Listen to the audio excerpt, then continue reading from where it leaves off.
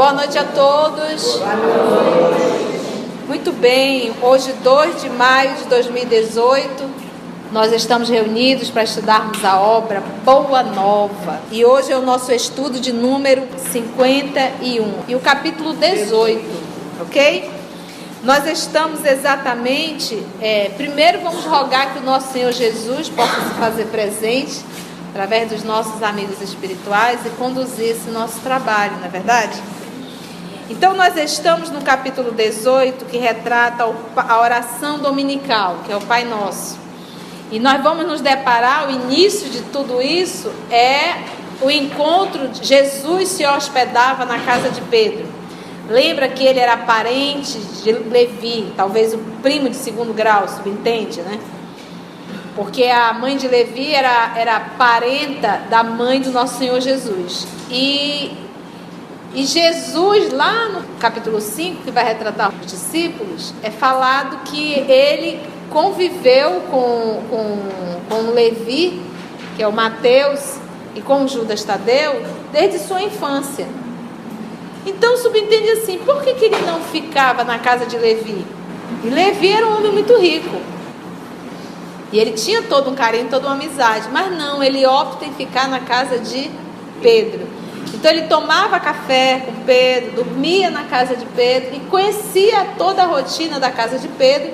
E ele saía de manhã cedinho junto com Pedro e ia para a pesca. Ele era o primeiro a levantar. Então o pescador levanta muito cedo, ele levantava primeiro. Ia fazer a sua oração, sua prece, daqui a pouco já tinha uma multidão procurando o nosso Senhor Jesus. Então nessa convivência próxima, um belo dia eles retornando, a sogra de Pedro estava com uma febre e estava prostrada realmente. E aí o nosso Senhor impôs a mão e ela se curou. E ela já se levantou e já foi preparando alguma refeição para eles. E aí ela ficou pensando assim, poxa, Jesus tem poder, né? Tudo que ele pede de Deus, Deus realiza. Poxa, nós vivemos numa condição tão difícil financeira, passamos tanta dificuldade. Será que Jesus também não poderia pedir a Deus e nos ajudar? E para nós termos uma vida um pouco melhor, aí ela procurou o genro, que é Pedro, e ó, sogra quando fica no pé do ouvido, né? Falou, e tanto falou que acabou convencendo a Pedro. E Pedro foi indagar o nosso Senhor Jesus. E ele, como um bom Pedro, não foi direto ao centro da questão. Ele foi pegando em torno do prato, entendeu? Sabe, comendo mingau pela beiradinha, né? Assim que diz, né? Então ele foi ali, Senhor, tudo aquilo que pedimos de Deus, Ele nos atende, né? Foi a primeira indagação, né? E Jesus pacientemente responde, mas sabendo que essa não era a pergunta principal. Se fossem os espíritos da terceira revelação indagando Kardec quando indagava, ele despedia assim, mas isso não é a pergunta que você quer fazer ainda. Faça logo o que você quer fazer, né? Vai logo direto ao ponto, né? E Jesus, muito calmamente, como um bom pedagogo, aguardou. E Jesus disse assim, que é a resposta dele. Ele disse, mestre, será que Deus nos ouve todas as orações? Como não, Pedro, de Jesus?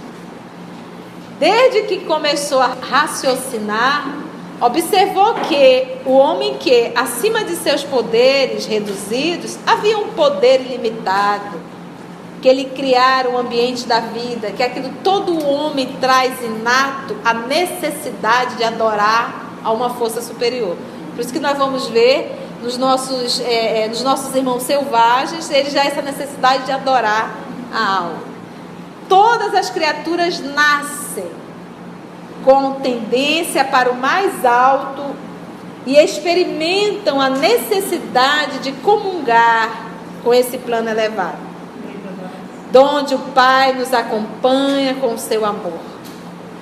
Toda justiça e sabedoria, onde as preces dos homens o procuram sobre nomes diversos. Alá, Jeová,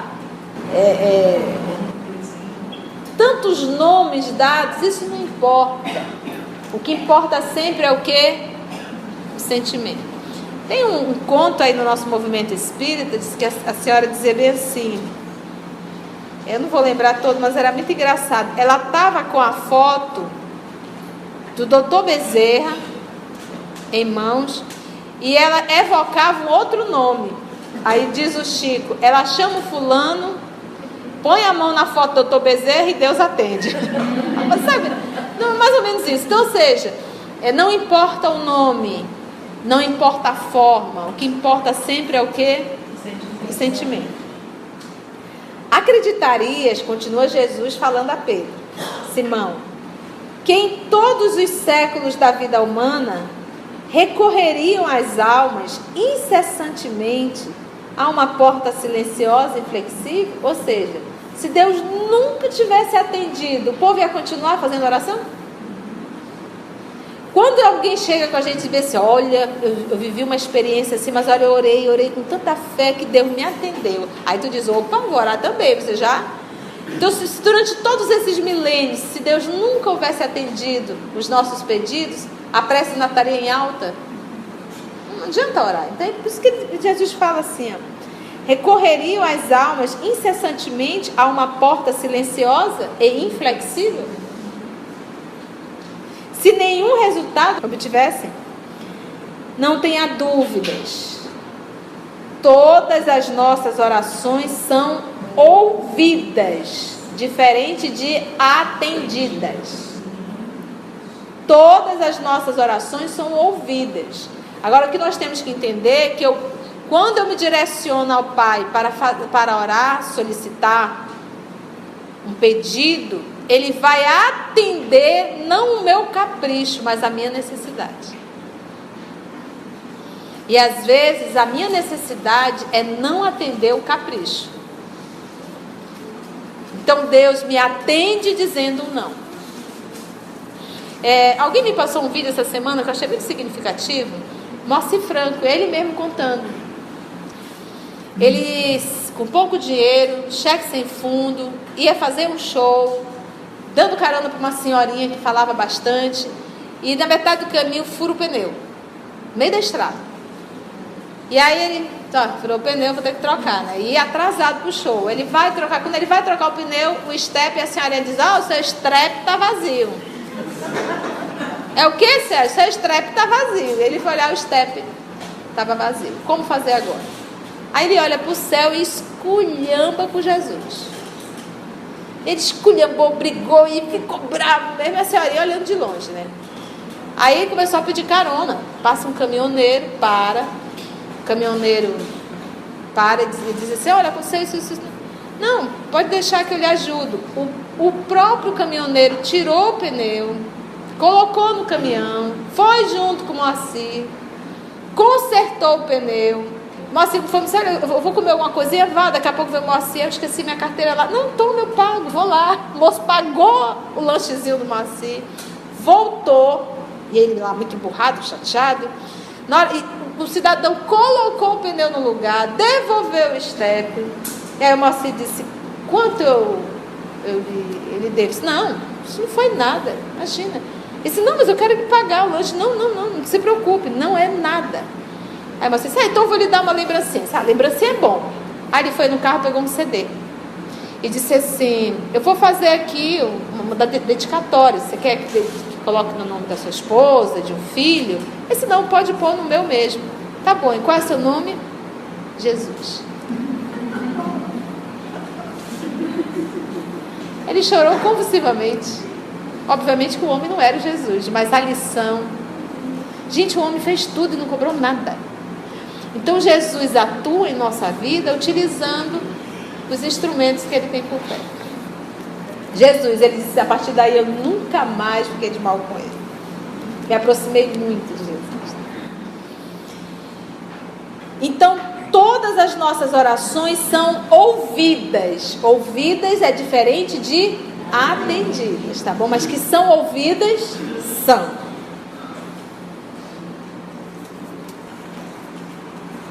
No entanto, exclamou o respeitoso discípulo, se Deus ouve as súplicas de todos os seres, por que tamanhas diferenças na sorte?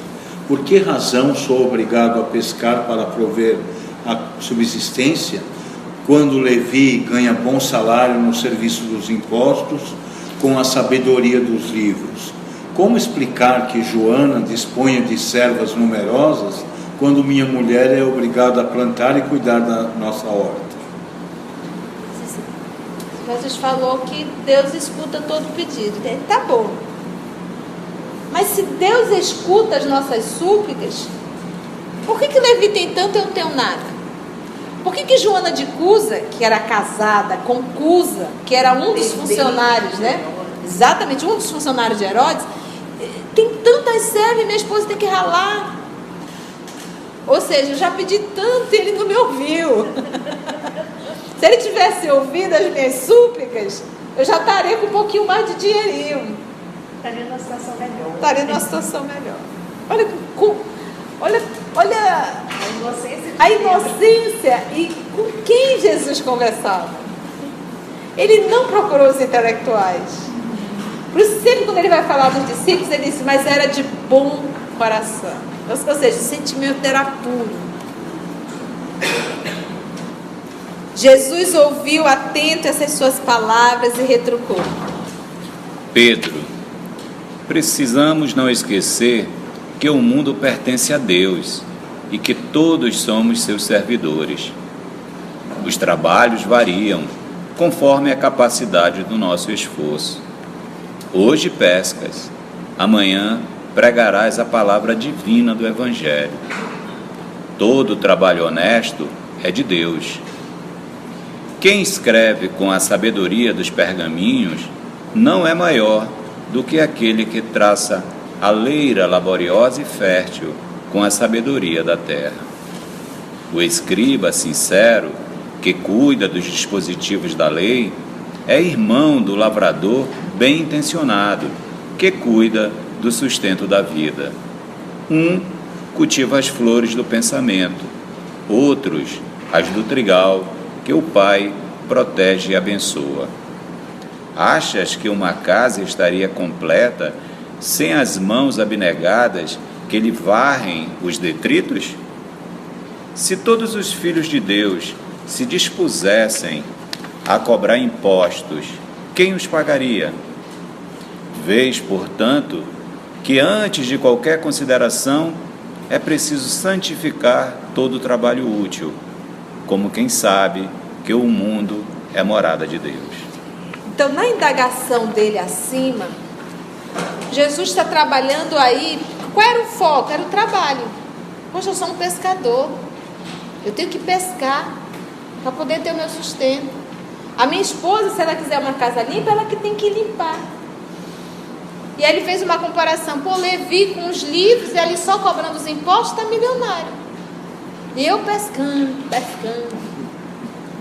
A Joana, ela pede, as servas já estão ali. Minha esposa tem que levantar, tem que lavar, tem que limpar. Então qual era o foco aí? Ele estava reclamando de quê? Do trabalho.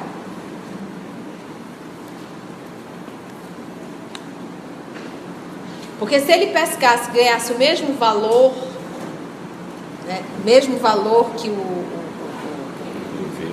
o Levi, né? Esse é o trabalho. Então é que a gente não procura trabalho, a gente procura emprego.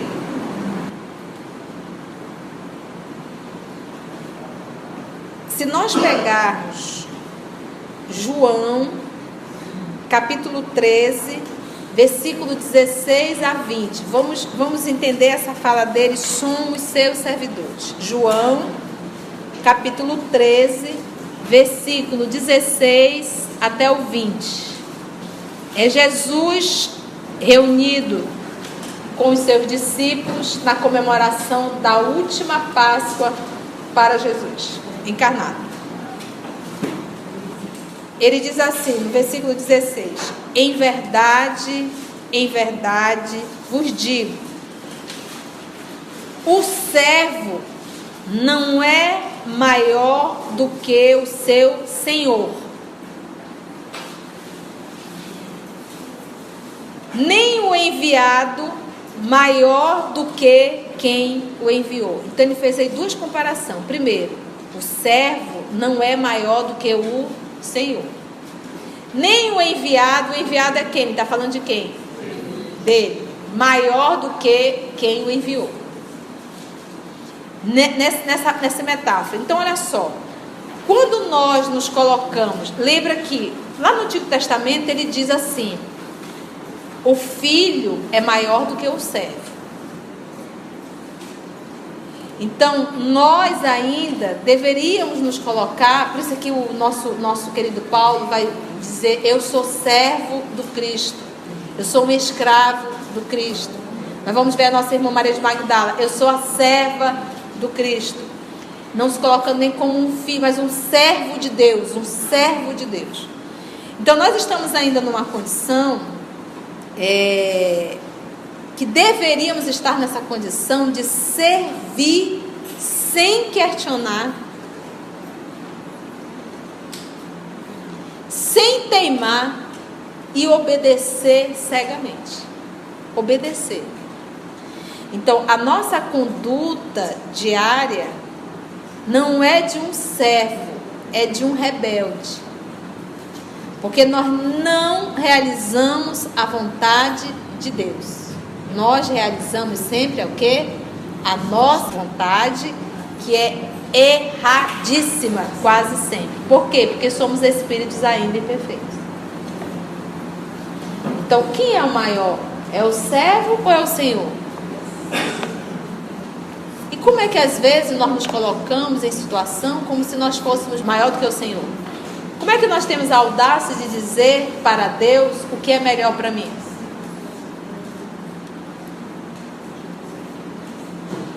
Entendemos isso? E quando eu faço a minha oração pedindo a Deus o que eu acho que é melhor, eu saí da posição de servo, passei da posição de Senhor. Eu peço e gostaria que você me obedecesse. E a posição do servo é: seja feita a tua vontade. E eu vou realizar. Para tudo, gente. Como é que é isso, Conceição? Aonde Deus te convidou a servir, é aí que tu tem que servir. Ambiente profissional, ambiente doméstico, condição do corpo físico. Você olha para o corpo grita. É aí que Deus quer que tu sirva. A profissão que a vida te conduziu, é aí que Deus quer que tu sirva. Fazendo a vontade dele. Quem realizou como médico a vontade de Deus 100%? Doutor Bezerra. Tu imagina que alguém bater na porta da tua casa 2h30, 3 horas da manhã, e tu tá com a tua filha doente, sendo médico, e vê uma senhorinha lá no morro, não sei da onde: pelo amor de Deus, salve minha filha. E ele olha para a filha dele, que ele também estava atendendo. Mas o que diz o Evangelho? Faça ao outro o que tu gostaria que o outro fizesse se você estivesse no lugar daquela mãe. Ele larga a filha com a esposa, já medicado. A esposa teve um chiliquezinho, né? Porque isso é difícil o outro entender. E ele saiu, nem pegou trem nem carro, a pé, subindo o morro, madrugada, para atender a filha dele. Sabe quanto ele cobrou?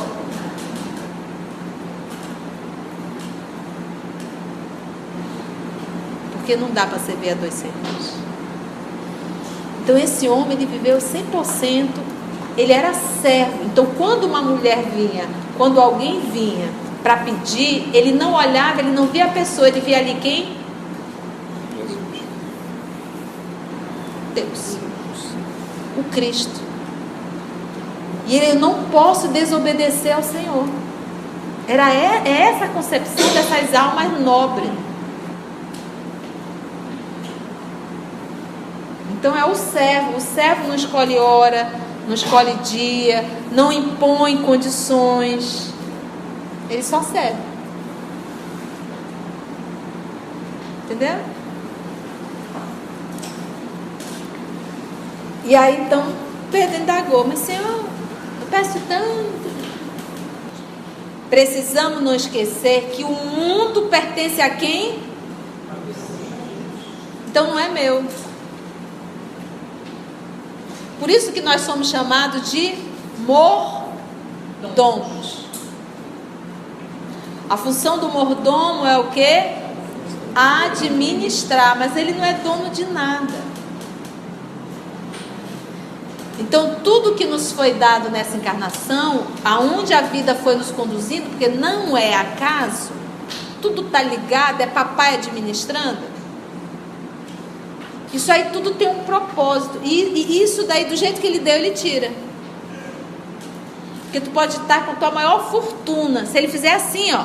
Ei, acabou. Acabou. Aí tu vai descobrir que tu não tinha nada. Porque tu não levou.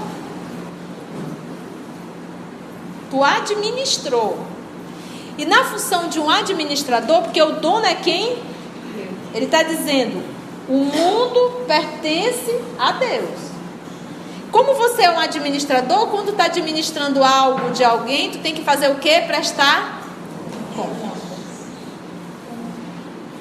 Então o filho não é teu, é empréstimo. Tu vai ter que prestar conta. A profissão que a vida te conduziu, terás que prestar conta. A família que tu construíste, terás que prestar conta.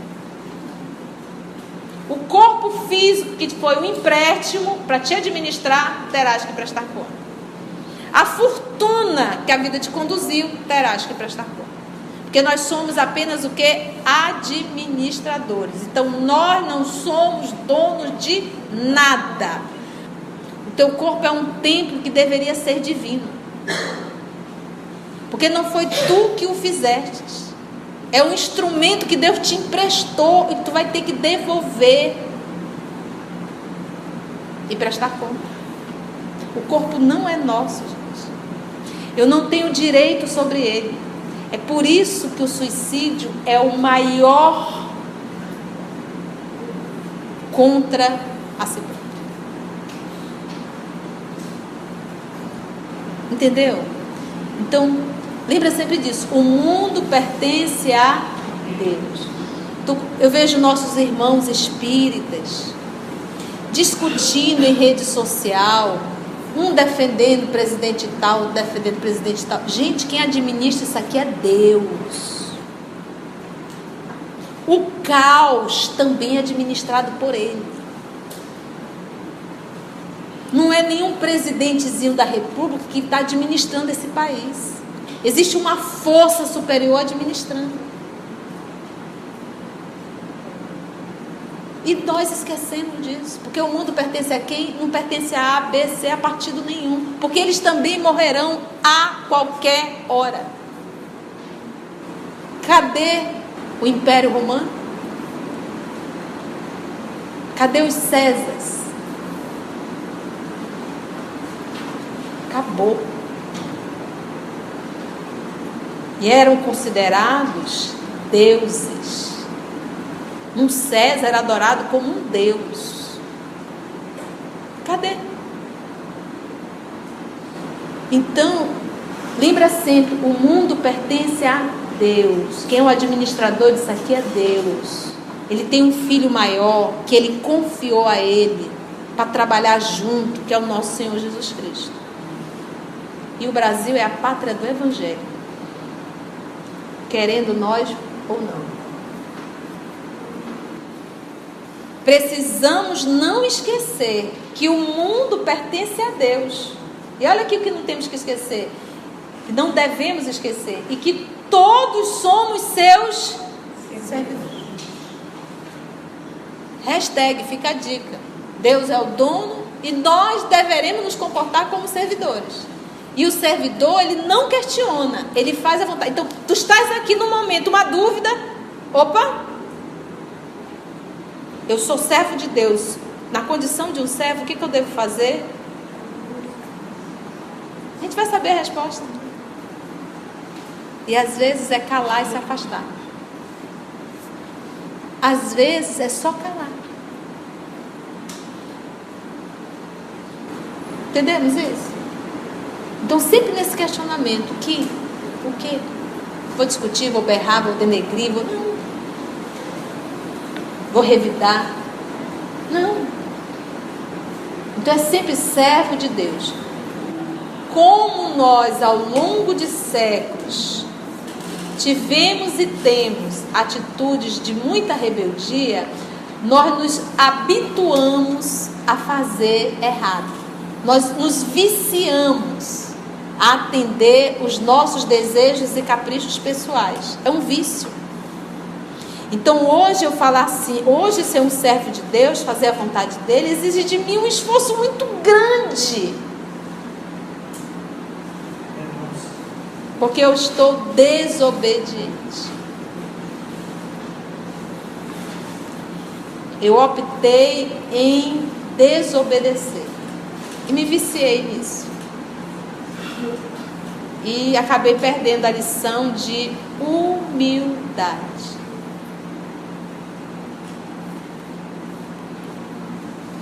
Os trabalhos variam de Jesus, conforme a capacidade do nosso esforço. Hoje pescas, amanhã pregarás a palavra divina do Evangelho. E pregou.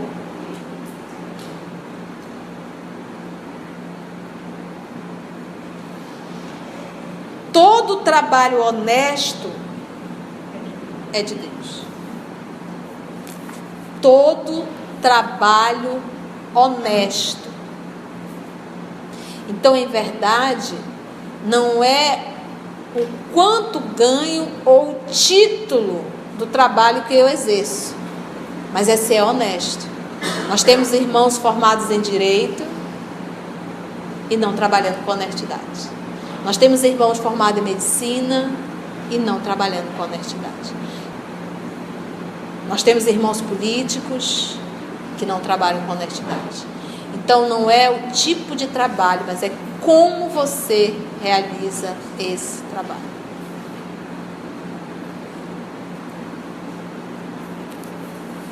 Então ele diz: todo trabalho honesto é de Deus.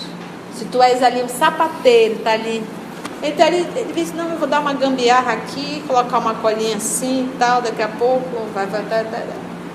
Foi honesto? Deixou de ser de Deus. Mas se ele está fazendo aquilo com honestidade, ele trabalha, ele vai, ele chega, ele te leva e diz: olha, senhora, a cola não vai resolver, isso aqui vai ter que costurar. Eu posso até colar, mas a senhora vai jogar dinheiro fora. A senhora vai gastar um pouquinho mais, mas a senhora vai ver, vai ser um trabalho bem feito. Isso é o quê? Está trabalhando com Deus? Entendeu? Todo trabalho honesto é de Deus. Quem escreve com a sabedoria dos pergaminhos não é maior do que aquele que traça a leira e quer rasgar a terra, né, para plantar. Laboriosa e fértil com a sabedoria da terra. Então, quando você imagina assim, quando o nosso papai olha para o filho, ele vai avaliar o que o filho, ou o título do filho, ou ele vai avaliar a conduta moral daquele filho? Lembra da semana passada, nós trouxemos o caso da nossa irmã Maria? Que ela limpa aquela feira com uma alegria, põe para fora, ou é agora só 2 horas, que ela sai recolhendo lixo, uma alegria que eu nunca vi igual. E o sorriso dela transmite essa alegria. Então, faz, ama, não se revolta e faz porque ela poderia jogar ali, né? Você vai varrer, vai para debaixo do tapete, né? Você é a diarista da casa, você faz meia boca, né? Vai disfarçando e tal. Foi honesto? Porque você ganhou o salário ao final do dia.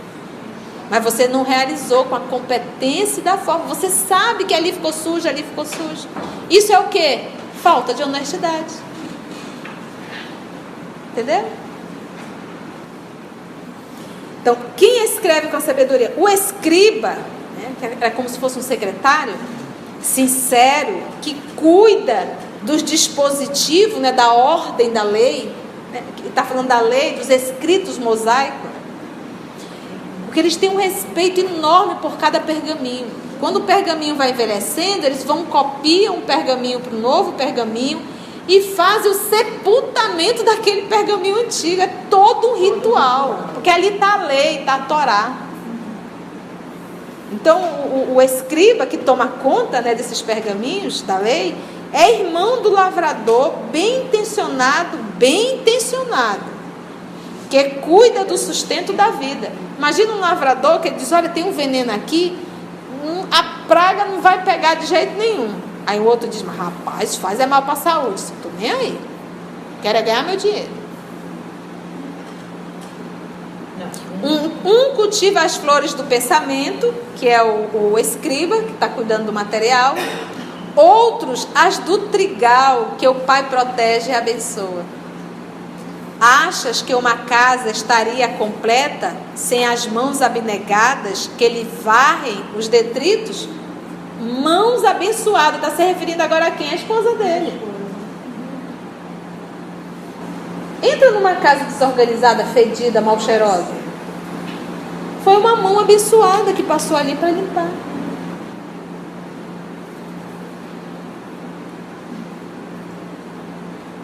Se todos os filhos de Deus se dispusessem a cobrar imposto, quem que ia pagar? Você imagina todo mundo fazendo a mesma coisa? A vida não é de mesma coisa. Então cada um tem que fazer a parte que lhe compete.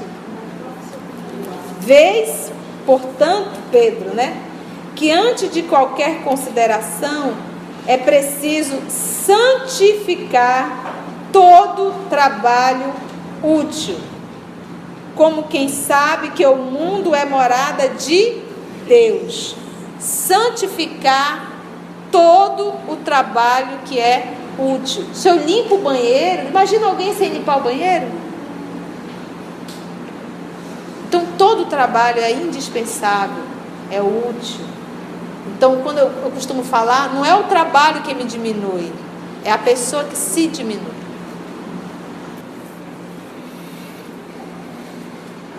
Já pensastes que, se a tua esposa cuida das plantas de tua horta, Joana de Cusa educa suas servas? A qual das duas cabe responsabilidade maior? A tua mulher, que cultiva os legumes, ou a nossa irmã, que tem algumas filhas de Deus sob sua proteção? Quem poderá garantir que Joana terá essa responsabilidade por toda a vida? No mundo, há grandes generais que, apesar das suas vitórias, passam também pelas duras experiências de seus soldados. Assim, Pedro, precisamos considerar, em definitivo, que somos filhos e servos de Deus, antes de qualquer outro título convencional, dentro da vida humana. Necessário é, pois, que disponhamos o nosso coração a bem servi-lo, seja como rei ou como escravo, certos de que o Pai nos conhece a todos e nos conduz ao trabalho ou à posição que mereçamos. Vamos lá no miudinho? Ponto a ponto, né? Já pensaste que, se a tua esposa cuida das plantas de tua horta, Joana de Cusa educa as servas, as suas servas. Ao qual das duas cabe responsabilidade maior? A tua mulher ou a Joana? Você imagina o que é você cuidar de planta, você imagina o que é você cuidar de pessoas, porque o que acontece? Quando a misericórdia divina nos coloca pessoas para nós administrarmos, conduzir, seja serva, seja funcionários realmente, o que acontece? A minha atitude para com ela vai interferir na vida dela e na vida da família dela. Você imagina que nós temos determinadas pessoas que administram pessoas que leva algumas outras pessoas a adquirir até patologias, enfermidades, de tamanha pressão que o chefe ou a chefe exerce sobre ela. Um domínio, humilhação.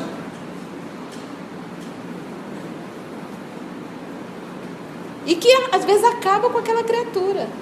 Você acha que não vai responder por isso? Vai.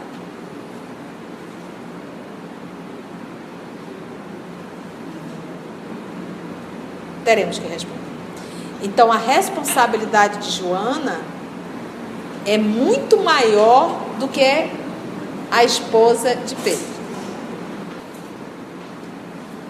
A qual das duas cabe responsabilidade maior? A tua mulher que cultiva os legumes ou a nossa irmã que tem algumas filhas de Deus sob a sua proteção? É como se você dissesse, imagina tu maltratar um filho de Deus. E sob a proteção dela. Quem poderá garantir que Joana terá essa responsabilidade por toda a vida? Nós já estudamos aqui Joana. O que aconteceu com Joana? O marido morreu? Ela foi cuidar do filho dos outros, ficou pobre. Ficou pobre de marré. Teve que trabalhar, fazer os serviços mais ínfimos dentro de uma casa. Então aqui ele já fala, quem te garante que Joana terá por toda a vida?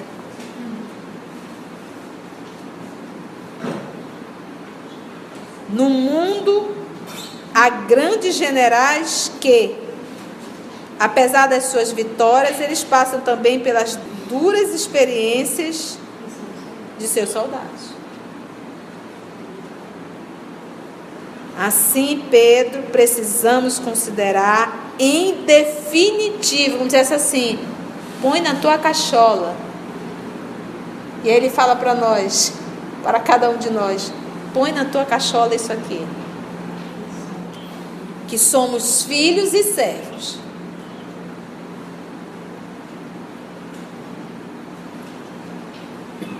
De quem?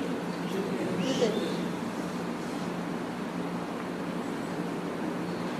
Então eu não tenho que atender a minha vontade, eu vou ter que sempre estar atendendo a vontade de... É fácil? É fácil? Ainda não.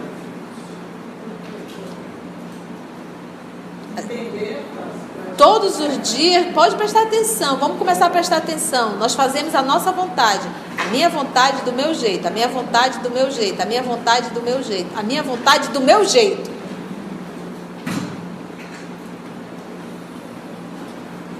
Antes de qualquer outro título convencional. Como se essa, olha, o primeiro título é de filho e de servo.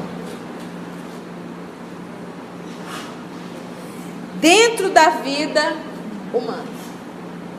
Então, primeiro título, filho e servo. Antes de qualquer outro título dentro da vida humana. Meus irmãos, eu tenho convivido muito com cachorrinho, né? Que eu tô com 2. E o Bob faz as besteiras dele.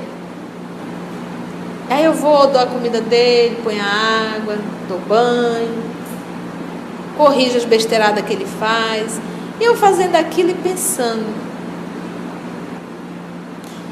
Quando o livro dos Espíritos pergunta assim, os animais têm alma? Eu disse, olha, chama do que tu quiser. Mas eu só quero que tu entenda uma coisa. Pode até dizer que animal tem alma. Só quero que tu entenda que a distância que existe entre a alma de um homem e a alma de um animal é a mesma que existe entre o homem e Deus. Então, se eu com essa minha cabecinha cachola pequenininha consigo olhar para um animalzinho e entender a limitação dele, as besteiradas que ele faz, aquele mundinho pequenininho do cachorrinho, e eu meio que inverti a posição, imaginei eu na condição de um cachorro e Deus me olhando. Porque as nossas atitudes são tão primitivas.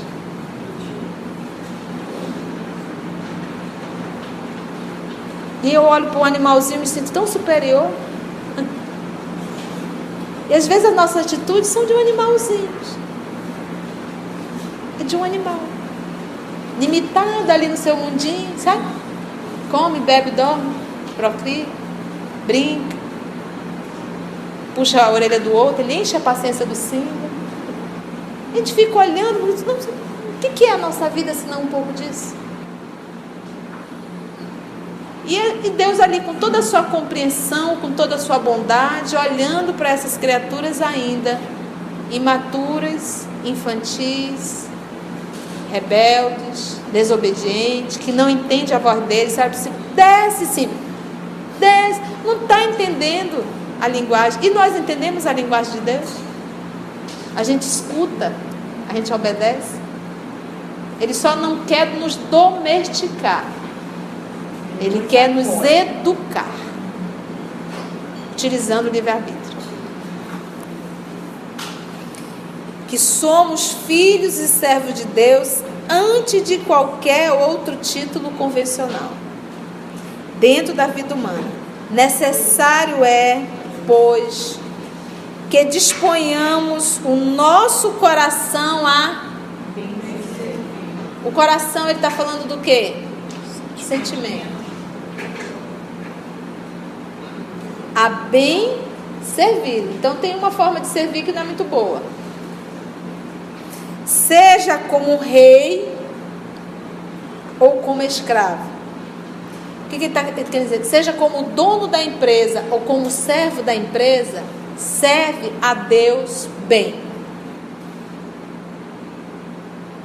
Se tu é o servo da empresa, é o que limpa, limpe bem. Faz o teu trabalho bem feito, de forma honesta. Então eu não estou atendendo ao proprietário da empresa, eu estou atendendo a minha consciência para com Deus. Se é para fazer, eu quero fazer bem feito. Certo de que o Pai nos conhece a todos e nos conduz ao trabalho. Então, olha aí, nos conduz. É Deus nos conduzindo. A gente até acha que é a gente que decide as coisas, mas muitas vezes não. Tem situações que verdadeiramente nós somos conduzidos. Agora, a forma que nós vamos fazer isso, aí entra o livre-arbítrio. Olha, eu te quero trabalhar aqui. Ele nos enquadra. Tu vais trabalhar aqui, nessa situação e com esse corpo. Eu te enquadro aqui. Agora, como é que eu vou realizar esse trabalho? É que entra o livre-arbítrio. Entendeu? O país ele escolhe, a cidade ele escolhe, a condição social ele escolhe, o corpo físico ele escolhe, a sexualidade é ele que escolhe. Encarna. Agora, como eu vou tramitar entre o livre-arbítrio?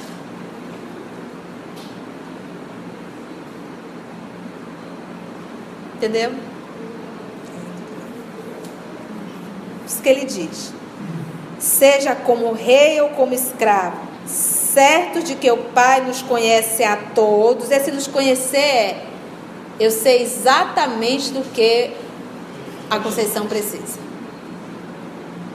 Eu sei exatamente que corpo a Conceição precisa. Eu sei exatamente qual é o país que a Conceição precisa. Eu sei exatamente qual é a profissão que a Conceição precisa. Eu sei exatamente qual a condição social que a Conceição precisa. É o Pai. Porque Ele nos conhece profundamente. Certo de que o Pai nos conhece a todos e nos conduz ao trabalho ou à posição que mereçamos. Esse merecer aí é do que precisa. Porque se ele colocasse a esposa de Pedro para estar no lugar de Joana de Cusa, ela não tendo condições para isso, ele ia estar colocando fogo para a criança brincar. Ela ia se queimar, ia se enrolar toda, entendeu? Então está tudo certo, tudo programado. Agora a forma, quem vai dizer o tom somos nós. Eu posso fazer reclamando, eu posso fazer com orgulho, com vaidade, com presunção, eu posso abandonar, eu posso não querer, Não quero. Eu posso fazer com auxílio. Ou posso fazer como auxílio? O discípulo ouviu aquelas explicações judiciosas e, confortado com os esclarecimentos recebidos, interrogou: Mestre, como deveremos interpretar a oração? Em tudo, elucidou Jesus, deve a oração constituir o nosso recurso permanente de comunhão ininterrupta com Deus. Nesse intercâmbio incessante, as criaturas devem apresentar ao Pai, no segredo das íntimas aspirações, os seus desejos e esperanças, dúvidas e amargores. Essas confidências lhes atenuarão os cansaços do mundo, restaurando-lhes as energias, porque Deus lhes concederá de sua luz. É necessário, portanto, cultivar a prece para que ela se torne um elemento natural da vida, como a respiração. É indispensável conheçamos o meio seguro de nos identificarmos com o nosso Pai. É uma aula de Jesus falando de como, por quê e em que momento orar. Cenas do próximo capítulo. Foi bom o nosso estudo? Foi? Tivemos lições, reflexões. E bom, a gente vai ficar muito feliz, viu? Vamos recordar sempre disso. Uma palavrinha: somos servos, somos filhos e servos. Esse é o primeiro título. Outro ponto: Deus é dono do mundo. Nós somos o quê? Administradores. Então não é minha casa, meu lar, meu emprego, nada de meu. É o empréstimo, é o empréstimo. Sempre lembra, é o empréstimo, é o empréstimo. Eu sou administrador. E aí a próxima semana vem Jesus nos ensinando a orar. Vamos orar? Vamos agradecer a Jesus por mais essa oportunidade, né?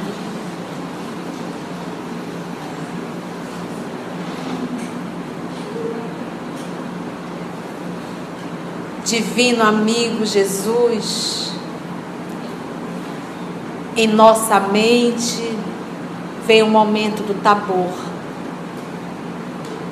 em que Pedro, Tiago, João, em tua presença, viram a transfiguração. E Pedro solicitou que montasse ali uma tenda e que ficassem lá. Quando nós estamos em uma reunião como essa, estudando os teus ensinos, parece tudo tão mais fácil, parece tudo tão claro. A paz toma conta do nosso mundo interior. Uma luz acende e temos a vontade de dizer: vamos montar uma tenda e ficar aqui.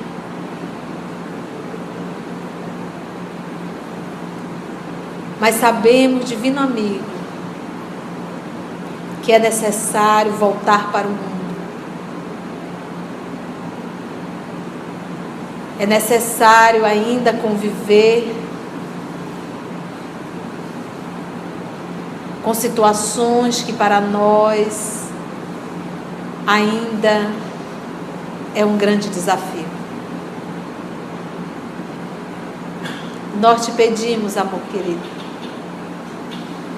que nos ajude a realizar o trabalho de Deus na terra, aonde fomos chamados. E nos ajude a nos comportarmos no dia a dia como servos que realiza a vontade do Senhor. Obrigada, divino amigo. Obrigada a todos vocês, amigos espirituais, que aqui estão, que conduziram esse nosso trabalho com tanto amor. E abençoa-nos, Senhor, nos dando força para a caminhada da vida aqui na Terra. Muito obrigada, amor querido.